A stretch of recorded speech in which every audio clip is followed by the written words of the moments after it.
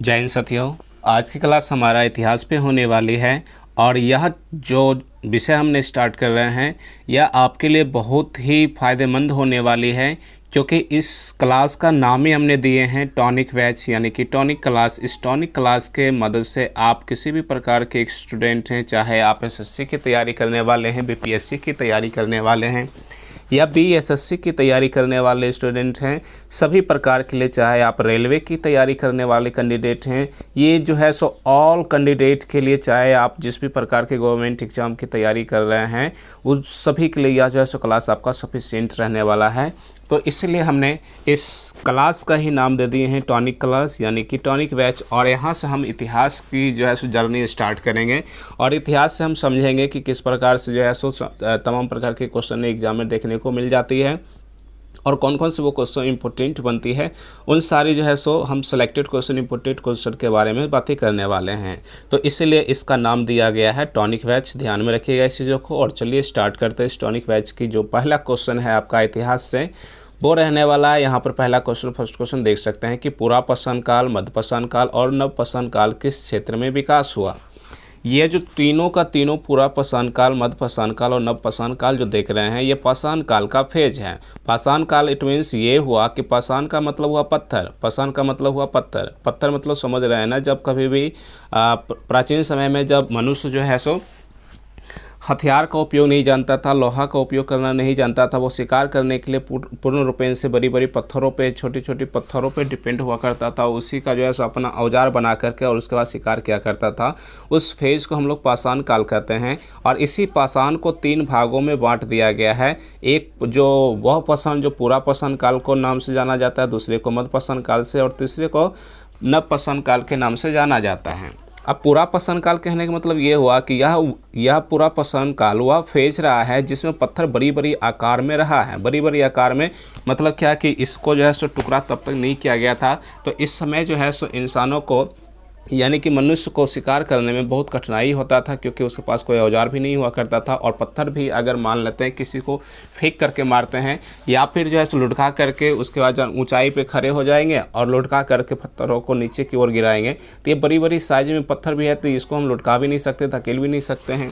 तो यह वह फेज है जिसमें मनुष्य को बहुत ही कठिनाइयों को सामना करना पड़ा है शिकार करने के लिए, अपने भोजन को तैयार करने के लिए। समझ गए ये पुरापाषाण काल का मतलब क्या हुआ। अब दूसरी बात आया मध्यपाषाण काल। इस मध्यपाषाण काल में जो पत्थरों की आकार जो बड़ा बड़ा था वो बड़े बड़े आकार से यह अब जो है सो धीरे धीरे छोटा आकार होने लगा है। तो जब यह पत्थरों को छोटा छोटा आकार होने लगा है, छोटा मीन्स ज़्यादा छोटा भी नहीं, एक मीडियम साइज में, ना ज़्यादा बड़ा हो ना ज़्यादा छोटा हो, बीच वाला जो होता है मीडियम साइज, उसमें होने लगा है पत्थर की आकार। तो इसको हम मध्यपाषाण काल कहने लगे हैं। और तीसरा है नवपाषाण काल। नवपाषाण काल में क्या होता है कि पत्थर जो है सो छोटे छोटे जो है सो टुकड़ों में देखने को मिल गया है। और इस छोटे टुकड़ों को हम एक जगह से दूसरी जगह यानी कि मैदानी भागों में भी इन पत्थरों को अपने जो है सो औजार के रूप में एक जगह से दूसरी जगह स्थानांतरण करने की भी प्रक्रिया प्रारंभ हो चुकी थी। तो उसी को हम लोग नवपाषाण काल के नाम से जानते हैं। समझ गए। तीनों कालों के मतलब हमने आपको समझा दिए। अब इसके आगे आपको समझना है कि इसका आंसर क्या होने वाला है। जो क्वेश्चन आपसे पूछा गया है, पुरापाषाण काल, मध्यपाषाण काल, नवपाषाण काल किस क्षेत्र में विकास हुआ है। तो देखिए ये तीनों का तीनों जो क्षेत्र है ना, वो नदी घाटी के सहारे ही विकसित हुआ है, चाहे वो गंगा नदी हो, सिंधु घाटी नदी हो या नर्मदा नदी हो। तो ये तीनों के तीनों जो है इनमें से सभी इसका जो है सो सही आंसर हो जाएगा, क्योंकि इन तीनों का जो विकास हुआ है नदी घाटी के जो है सो तट पर ही हुआ है। इसीलिए यहाँ पर ऑल हो जाएगा, यानी कि गंगा घाटी, नर्मदा घाटी और सिंधु घाटी। तो इसका जो ऑल आंसर हो जाएगा वो ऑप्शन नंबर डी हो जाएगा। नेक्स्ट क्वेश्चन देखिएगा, क्वेश्चन नंबर 2 देखिएगा। क्वेश्चन नंबर 2 क्या कहते हैं, इसी प्रकार का आपका सभी क्वेश्चन को हम डील करेंगे अच्छे से और सभी को जो है सो डिटेल्स में आपको समझाने वाले हैं।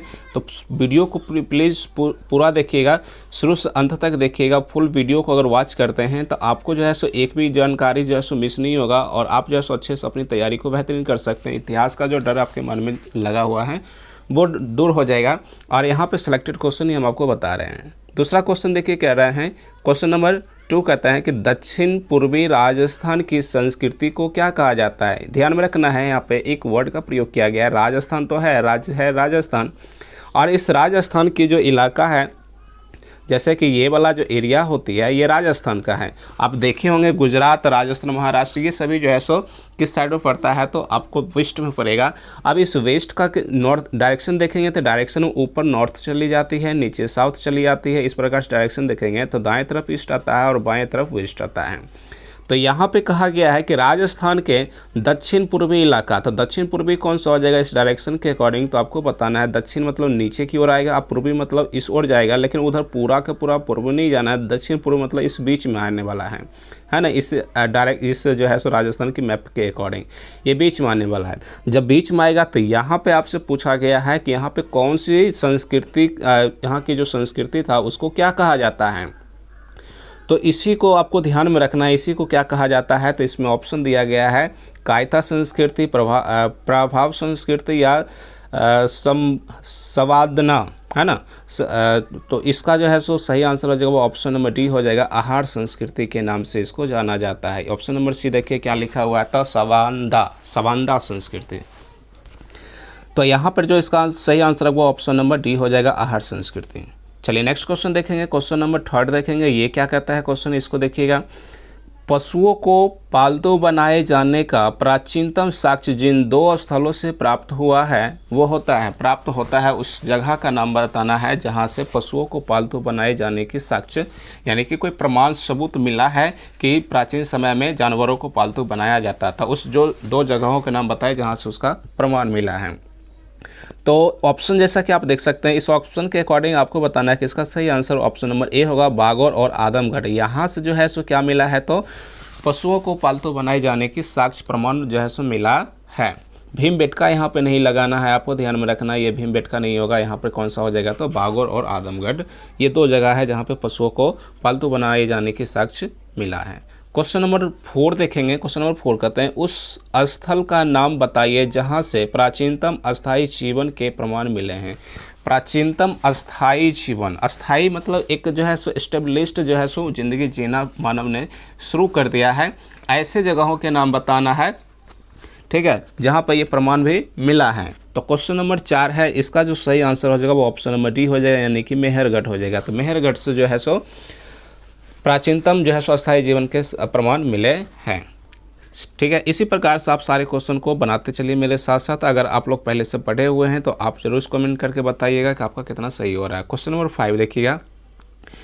हड़प्पा निम्नलिखित में से किस सभ्यता से संबंधित है। हड़प्पा जो था यानी कि हड़प्पा अपने भारत की सभ्यता था और बाकी और भी सारे सभ्यता था, जैसे सुमेरियन सभ्यता हो गया, सिंधु घाटी सभ्यता, वैदिक सभ्यता होगा, मेसोपोटामिया सभ्यता हो गया। ये सभी दूसरे देशों में जो है सभ्यता का डेवलपमेंट हुआ था। तो यही पूछा गया है कि हड़प्पन सभ्यता जो है निम्नलिखित में से किससे संबंधित था, ये आपको बताना है। तो इसका जो सही आंसर हो जाएगा वो ऑप्शन नंबर, ये तो सिंधु घाटी सभ्यता के नाम से तो जाना, सुमेरी ये जो हड़प्पा सभ्यता है, हड़प्पा सभ्यता को ही हम लोग क्या कहते हैं, तो सिंधु घाटी सभ्यता के नाम से जानते हैं। तो इसका जो सही आंसर होगा वो इस प्रकार से सिंधु घाटी सभ्यता हो जाएगा, क्योंकि दोनों का नाम एक ही है।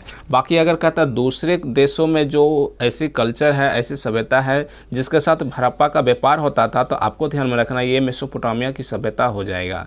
लेकिन यहाँ पर जो सही आंसर होगा वो ऑप्शन नंबर बी हो जाएगा, ठीक है। चलिए अगला क्वेश्चन देखिए। क्वेश्चन नंबर 6 क्या कहते हैं। क्वेश्चन नंबर 6 कहते हैं आपको कि वह हड़प्पा नगर जिसका प्रतिनिधित्व लोथल का पुरातात्विक स्थल करता है किस नदी पर स्थित है, यानी कि वह किस नदी पर स्थित है, इस नदी का नाम बताना है आपको। तो इसका जो सही आंसर है वो ऑप्शन नंबर सी हो जाएगा, भोगवा नदी पर यह स्थल जो है पुरातात्विक स्थल स्थित है। चलिए क्वेश्चन नंबर अब 7 देखते हैं। क्वेश्चन नंबर 7 जो है सो बहुत ही अच्छा है, ये गुट मिलाने वाली है, तो मिलाने वाला मैचिंग करने वाला है, तो इसको थोड़ा सा अच्छे से समझना है आपको। क्वेश्चन को थोड़ा छोटा कर देते हैं और फिर जो है सो इसको समझिए आप। चलिए इस प्रकार से हम क्वेश्चन नंबर 7 को कंप्लीट रूप से आपको दिखा दिए हैं। क्वेश्चन नंबर 7 को आप पढ़िए। यहाँ से क्वेश्चन कहता है कि सूची यानी कि प्राचीन स्थल है को सूची 2 यानी पुरातात्विक खोजों के साथ सुमेलित कीजिए और सूचियों के नीचे दिए गए कुटों के प्रयोग कर सही उत्तर चुनना है। सही उत्तर भी इसमें चुनना है, ये आपको ध्यान में रखना है। अब सूची नंबर 1 प्राचीन स्थल है, सूची नंबर 2 पुरातात्विक खोज दिया गया है कि जैसे क्या क्या मिला। जैसे लोथल है कालीबंगा है, धौलावीरा है और बनावली है। 4 जो है प्राचीन स्थल दिया गया। इधर पुरातत्व भी खोज, जैसे कि जूता हुआ, खेत का प्रमाण कहाँ से मिला है, उसके बाद गोदीवारा कहाँ से मिला, पक्की मिट्टी का जो बनी हुई हल थी वो कहाँ से मिला है, और हड़प्पन लिपि कहाँ से मिला है। इस प्रकार के क्वेश्चन आपके सामने हैं और इसका जो है सो सही आंसर आपको बताना है। जानकारी के लिए हम इसको डायरेक्ट आपको आंसर दे रहे हैं, इस आंसर को आप मैचिंग कर लीजिएगा। इसका आंसर होगा सही ऑप्शन नंबर बी हो जाएगा, यानी कि 1 का 2 हो जाएगा। लोथल जो है यहाँ से गोदीवारा मिला है, कालीबंगा से क्या मिला है तो बी का 1 नंबर हो जाएगा। कालीबंगा से जुते हुए खेत का प्रमाण मिला है, और सी का ऑप्शन नंबर 4 हो जाएगा। धौलावीरा से क्या मिला है तो हड़प्पन लिपि की, क्योंकि यहाँ से जो है सो व्यापार इसका होता था। और बनावली से क्या मिला है तो पक्की मिट्टी की बनी हुई हल भी देखने को मिला है। तो ये आपका ऑप्शन नंबर बी इस क्वेश्चन का सही आंसर हो जाएगा। ठीक है, चलिए क्वेश्चन नंबर अब 8 देखते हैं। क्वेश्चन नंबर 8 को ध्यान से देखिएगा, इसमें क्या दिया गया है क्वेश्चन नंबर 8 में।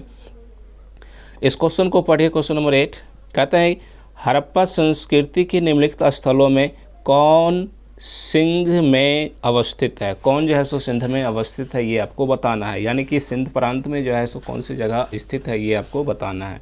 तो इसका जो सही आंसर होगा ऑप्शन नंबर 2 हो जाएगा। मोहनजोदड़ो जो है वो सिंध प्रांत में स्थित है, तो ये सही आंसर इसका ऑप्शन नंबर 2 हो जाएगा।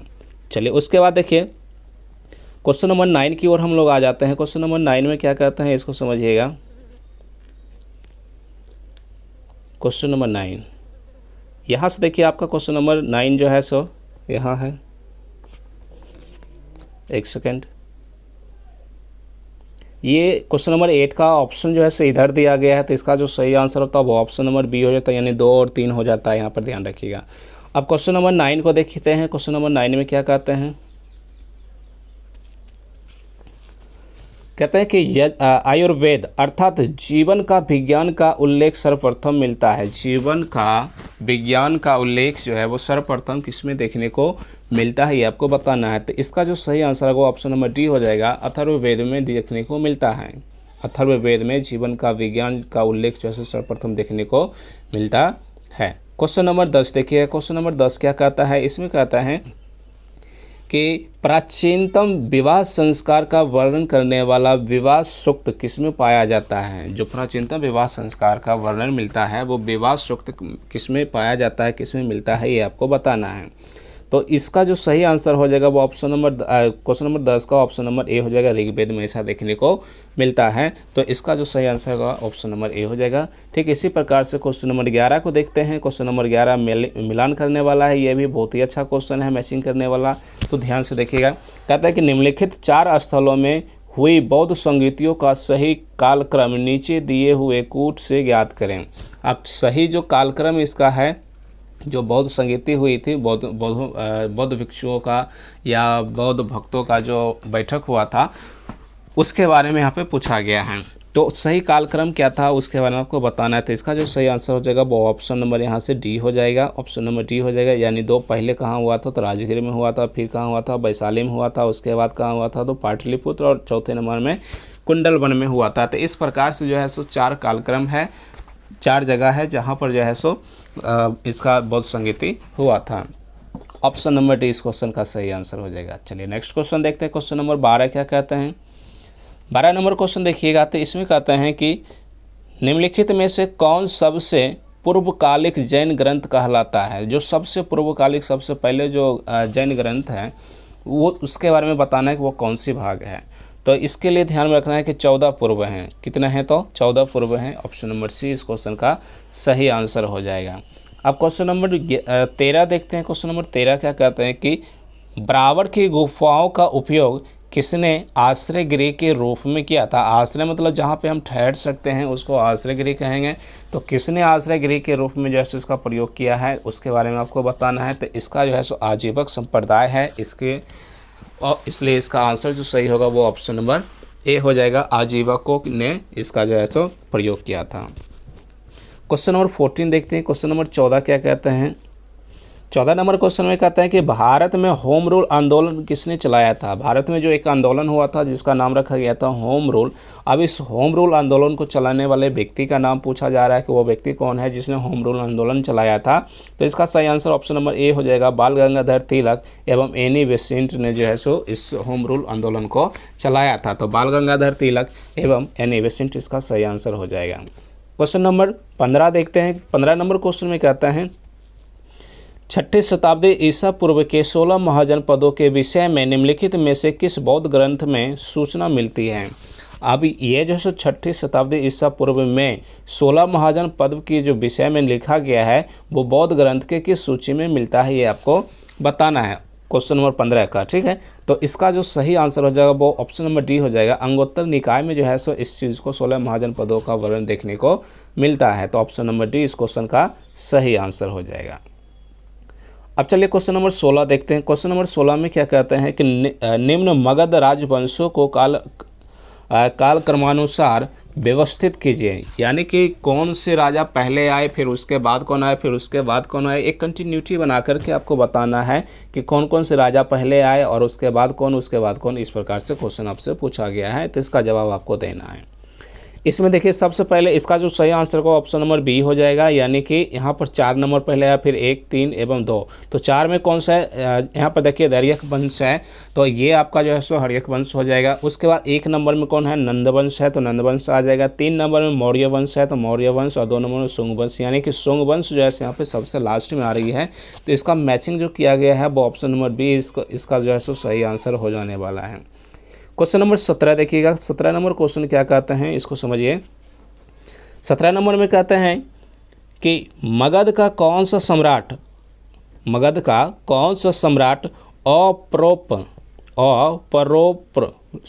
अपरोपसुराम के नाम से जाना जाता है। अपरोपसुराम के नाम से जाना जाता है, ये आपको बताना है कौन सा है राजा। तो इसके लिए बताना ऑप्शन नंबर इसका डी हो जाएगा, यानी कि महापद्म नंद हो जाएगा इसका सही आंसर, महापद्म नंद। तो इस प्रकार से क्वेश्चन नंबर 17 तक हम पहुंच गए हैं। चलिए और आगे की ओर बढ़ते हैं। इसमें अभी 3 क्वेश्चन और पूरा करके हम कुल 20 क्वेश्चन को कवर करते हैं। चलिए स्टार्ट करते हैं आगे। क्वेश्चन नंबर 18 की ओर हम लोग आ चुके हैं। इस क्वेश्चन को अगर ध्यान से हम पढ़ते हैं तो देख सकते हैं इस क्वेश्चन में पूछा गया है कि राजा नंद का उल्लेख अभिलेखीय प्रमाण है। जो राजा नंद हैं इसका उल्लेखीय प्रमाण क्या है उसके बारे में आपको बताना है क्वेश्चन नंबर 18 का। तो इसका जो सही आंसर होगा वो ऑप्शन नंबर ए हो जाएगा, यानी कि खारवेल का हाथी गुम्फ अभिलेख में जो है सो इसका उल्लेख राजा नंद का उल्लेख देखने को मिलता है। तो ऑप्शन नंबर ए इस क्वेश्चन का राइट आंसर हो जाएगा। अब क्वेश्चन नंबर हम 19 की ओर आ गए हैं। 19 नंबर क्वेश्चन देखते हैं। तो इसमें कहा गया है, क्वेश्चन नंबर 19 में कहा गया है क्वेश्चन से कि अशोक ने अपने शिलालेखों में अपने समकालीन दक्षिण के किस राजा का उल्लेख नहीं किया था। यानी कि वो अपने शासनकाल के दौरान में जो दक्षिण भारत के राजा थे उसका उल्लेख जो है सो नहीं किया है। वो कौन से राजा है उसके बारे में आपको बताना है, कौन से वंश के राजा थे। तो यह जो है सो कुषाणों का वर्णन जो है सो अपने अभिलेखों में नहीं किया है। तो ऑप्शन नंबर सी इस क्वेश्चन का सही आंसर हो जाएगा। अब क्वेश्चन नंबर 20 देखते हैं। क्वेश्चन नंबर 20 क्या कहता है, इस क्वेश्चन को ध्यान से देखते हैं तो कह सकते हैं कि गुप्त साम्राज्य के पतन के विभिन्न कारण थे, निम्नलिखित कथनों में कौन सा कारण नहीं था। यानी कि गुप्त साम्राज्य का पतन हो चुका था, पतन मतलब उसका विनाश हो चुका था। अब वो जो है सो ह्रास हो चुका था, उन्नति के राह पे नहीं था, बल्कि वो नीचे की ओर गिरता हुआ उसका चल रहा था दिन। तो उसमें कहता है कि कौन सा कारण नहीं है, इसके पतन के कौन सी कारण नहीं है, नहीं को आपको बताना है। तो इसका जो सही आंसर होगा वो ऑप्शन नंबर डी हो जाएगा, अरल आक्रमण। ये अरल आक्रमण नहीं हुआ था, बाकी सभी का आक्रमण हुआ था। इसमें उनका भी आक्रमण हो गया था और प्रशासन का सामंतीय ढांचा भी इसमें उत्तरदायी था। उत्तरवर्ती गुप्तों का बौद्ध धर्म स्वीकार करना ये भी तमाम कारण था उसके पतन का। लेकिन अरल जो था, अरल का आक्रमण यहाँ पे नहीं हुआ था। तो इसका जो सही आंसर हो जाएगा वो ऑप्शन नंबर डी हो जाएगा। क्वेश्चन 20 का ऑप्शन नंबर डी आंसर हो जाएगा। तो इस वीडियो में हम कुल जो है 20 क्वेश्चन को ही कवर किए हैं। 20 क्वेश्चन को ही रखने देते हैं क्योंकि छोटे छोटे पार्ट में अपलोड करके और उसके बाद आपको पढ़ाने में भी अच्छा लगता है, आपको छोटे छोटे वीडियो देखने में भी ठीक लगता है, ज़्यादा टाइम नहीं लगता है। तो आप कहीं ना कहीं वीडियो को देखने की इच्छा भी रखते हैं। वीडियो लंबी हो जाने के बाद थोड़ा सा क्या होता है कि आपका मन भटकने लग जाता है और वीडियो को पूरा नहीं देखते, इसलिए हम छोटा छोटा ही वीडियो बना रहे हैं। तो कैसा लगा वीडियो प्लीज़ आप हमें कमेंट करके ज़रूर बताइएगा। इसी प्रकार का हम वीडियो जो है सो और भी अपलोड करते रहते हैं। तो आप अगर इस चैनल पे नए हैं तो प्लीज़ हमारे चैनल को सब्सक्राइब कर लीजिएगा। सब्सक्राइब करने से फ़ायदा ये होगा कि जब भी हम वीडियो को अपलोड करेंगे तो सबसे पहले आप तक यह जैसे वीडियो पहुँचा हुआ रहेगा। और सब्सक्राइब करने के साथ साथ जो है सो आप अपने जो है सो मोबाइल में बेल आइकन का बटन होगा उसको भी आप जो है सो प्रेस कर सकते हैं। अगर वीडियो पसंद आया हो तो प्लीज़ आप हमारे चैनल इस वीडियो को शेयर भी कर लीजिएगा, ताकि आपके दोस्त लोग भी जो है सो इस प्रकार की पढ़ाई को पढ़ करके अपनी जो है सो जीके जीएस की जो तैयारी है उसको जो है सो बेहतरीन कर सकें। ज़रूर कमेंट कीजिएगा। मिलते हैं फिर किसी अगले वीडियो में। हमें दीजिए इजाज़त, तब तक के लिए बहुत बहुत आपका धन्यवाद।